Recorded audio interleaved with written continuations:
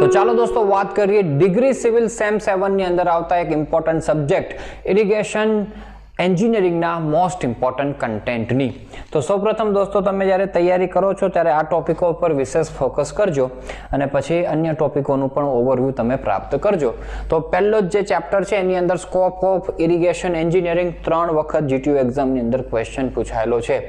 એના પછી benefits of irrigation દોસ્તો 2 વખત question, ill effect of irrigation 2 વખત, ટાઇપ્સ ઓફ ઇરિગેશન સિસ્ટમ દોસ્તો 1 વખત એ પણ આપણે જીટીયુ એક્ઝામની અંદર પૂછાઈ ગયેલો ક્વેશ્ચન છે। એના પછી ક્લાસિફિકેશન ઓફ સોઇલ વોટર એમાંથી પણ ક્વેશ્ચન આવેલો છે।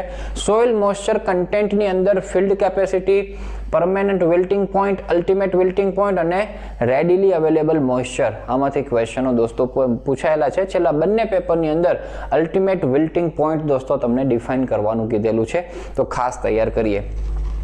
એના પછી ચેપ્ટર 2 માં દોસ્તો ડ્યુટી અને ડેલ્ટા મોસ્ટ આઈએમપી છે, ખાસ તૈયાર કરીને જાઓ। ડ્યુટી અને ડેલ્ટાની ડેફિનેશન અને બંને વચ્ચેનો જે રિલેશન છે ને ધી મોસ્ટ આઈએમપી ત્રણ વખત દોસ્તો જીટીયુ એક્ઝામમાં પૂછાયેલું છે। પછી ઇરિગેશન રિલેટેડ ટર્મ્સની અંદર crop period, base period, core period, GCA, culturable commanded area, intensity of irrigation, crop ratio, time factor, capacity factor અને એફિશિયન્સી ઓફ ઇરિગેશન। એમાંથી દોસ્તો આ બેઝ પીરિયડ છે, જીસીએ છે, ઇન્ટેન્સિટી ઓફ ઇરિગેશન અને ક્રોપ રેશિયો તો મોસ્ટ આઈએમપી છે। એના પછી factors affecting duty of water એ પણ મોસ્ટ આઈએમપી ની અંદર આવશે। ઇરિગેશન એફિશિયન્સી 2 વખત પૂછાયેલું છે। અસેસમેન્ટ ઓફ ઇરિગેશન વોટર હમણાં રિસેન્ટલી દોસ્તો પૂછાયેલું છે, એની મેથડ્સ તમને ખાસ હમણાં પૂછેલી હતી। એક્ઝામ્પલ્સ તૈયાર કરવા હોય દોસ્તો તો આ ચેપ્ટરના ન્યુમેરિકલ્સ તૈયાર કરવા। હવે ઘણા વિદ્યાર્થીઓ પૂછે છે કે સાહેબ એક્ઝામ્પલ તૈયાર ન કરીએ તો જીટીયુ એક્ઝામમાં આ સબ્જેક્ટ ક્લિયર કરી શકાય? તો આરામથી થઈ શકે દોસ્તો, બરાબર। આમાં ન્યુમેરિકલ્સ પૂછાતા હોય છે પણ એટલું બધું પણ વેઇટેજ નથી કે બહુ જ ન્યુમેરિકલ્સ આવી જાય અને થિયોરિટિકલ કન્ટેન્ટ ઓછું હોય અને માત્ર થિયરી કરી ગયેલા વિદ્યાર્થીઓને તકલીફ પડે, એવું નથી હોતું। ન્યુમેરિકલ ઓછા, થિયરી જાજી છે।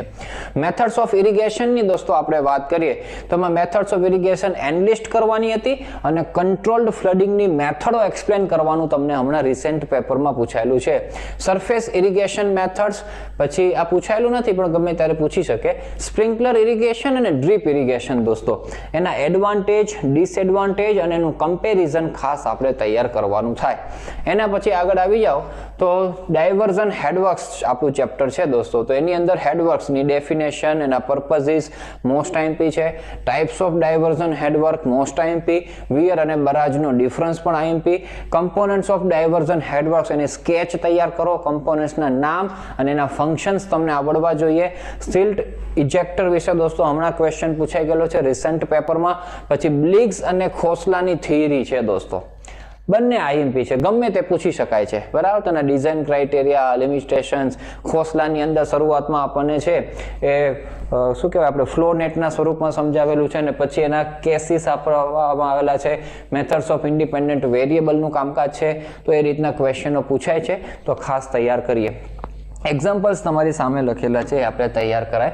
ચેપ્ટર નંબર 5 ની દોસ્તો આપણે વાત કરીએ તો ક્લાસિફિકેશન ઓફ ડેમ આઈએમપી છે। Factors governing selection of type of dam હમણાં રિસેન્ટલી એક પેપરમાં પૂછાયું છે। Selection of site for a dam દોસ્તો ત્રણ વખત પૂછાઈ ગયેલું છે। ટાઈપ્સ ઓફ અર્થન ડેમ છે। Causes of failure of earthen dam 3 વખત પૂછાયેલું છે। Criteria for safe design of earth dam 1 વખત। Phreatic line in earthen dam, seepage control measures આ વખતે દોસ્તો પૂછાયેલું છે। ગ્રેવિટી ડેમ આ મોસ્ટ આઈએમપી છે।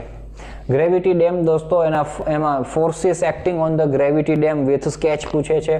Modes of failure of gravity dam તમને પૂછે છે, સાથે કમ્પોનન્ટ્સ દોસ્તો એના પૂછે છે, બરાબર। તો ખાસ તૈયાર કરજો।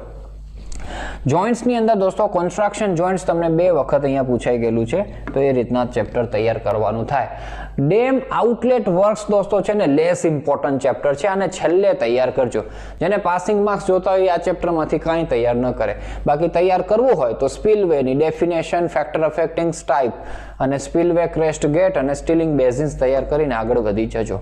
ડીએચએસ જેમને હશે તો એની અંદર આમાંથી ક્વેશ્ચનો પૂછાય છે ડીએચએસ સબ્જેક્ટમાં, પણ અહીંયા નથી પૂછતા। ડિસ્ટ્રીબ્યુશન વર્ક્સમાં માંથી પણ સારું એવું કન્ટેન્ટ હોય છે.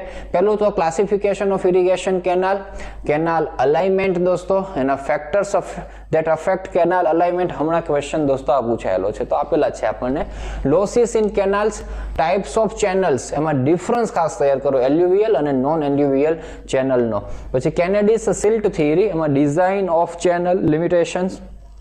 લેસીસ regime theory, design of channel limitations.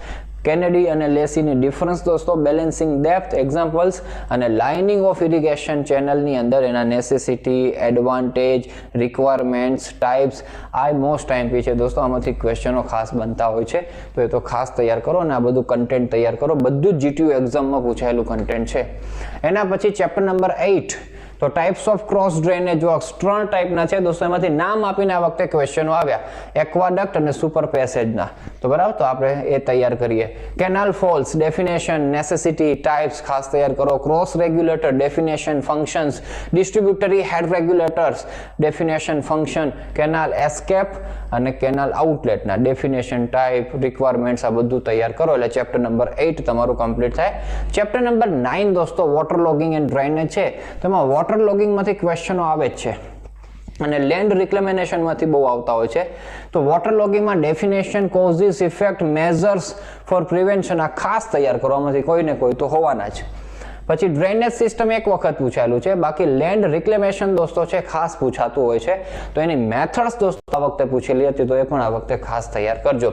તો આટલું કન્ટેન્ટ દોસ્તો તમે ઇરિગેશનમાં તૈયાર કરો એટલે તમારું કામકાજ છે એ ખૂબ સારી રીતના થઈ ગયું કહેવાય. તો ખૂબ સારી રીતના તમે તૈયારી કરી શકો એવી શુભેચ્છાઓ સાથે આ વિડીયોની કરીએ આપણે સમાપ્તિ.